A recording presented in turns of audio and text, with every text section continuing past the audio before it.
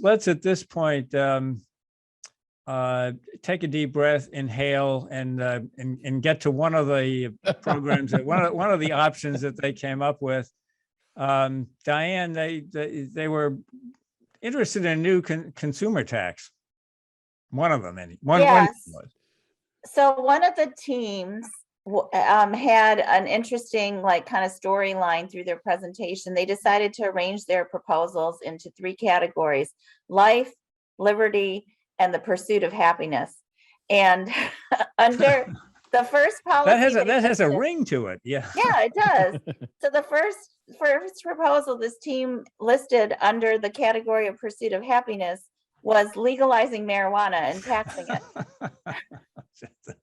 So so anyway, that was an example of some of these teams getting quite creative in thinking outside the usual budget options box, I would say, in terms of proposals that would actually basically grow our country's revenue base, right? It's like, think about, in a lot of ways, our federal tax system has not kept up with changes in the economy, right? It's very old. What we tax, what we give preferential rates to, it's what are the deductions and credits we have in our income tax system.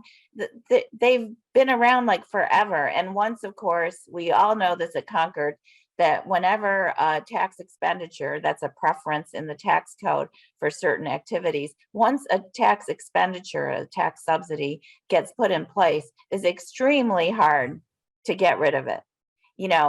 Nevertheless, at least one team proposed the bold strategy of eliminating all itemized deductions. And the whole panel of judges just said, good luck. But I mean, that raises a lot of revenue if you could do that. But so that's what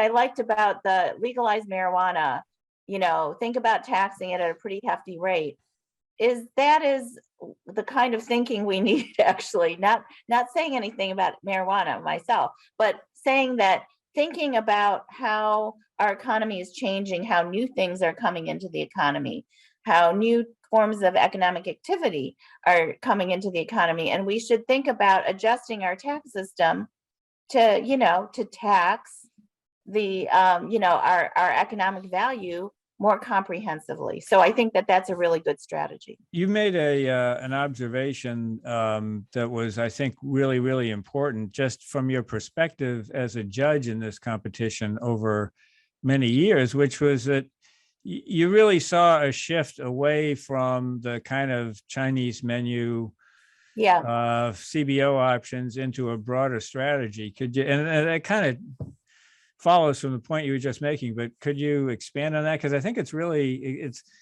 surfacing a really important development.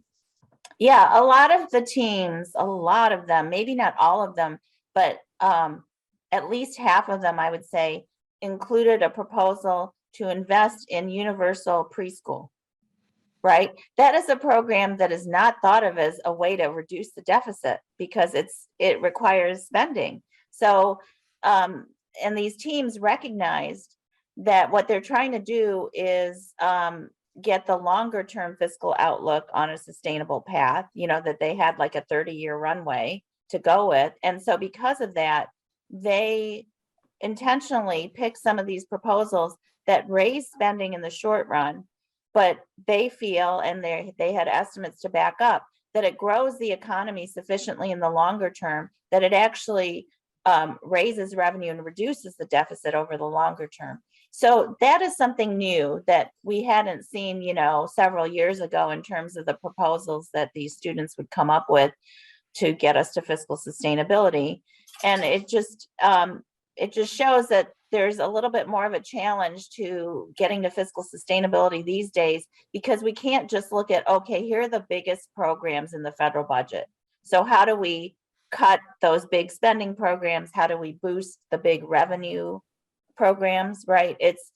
You have to kind of think beyond the traditional principles and priorities kind of menu options. And although I don't know, PNP may have universal pre-K in it. I haven't kept up, but Not yet. it does- We yeah. may have to So- add that, I think, as an option. Yeah, so I feel like there's enough talk in the, you know, economic and fiscal policy world these days of things paying off in the long term that involve upfront costs. Now, politically, obviously, the challenge is we still use 10-year budget windows when we score and pass legislation. So that is a hurdle that kind of opens up discussions of, should we be dynamically scoring spending proposals as well as revenue proposals? But that is digressing into the Well- topic of another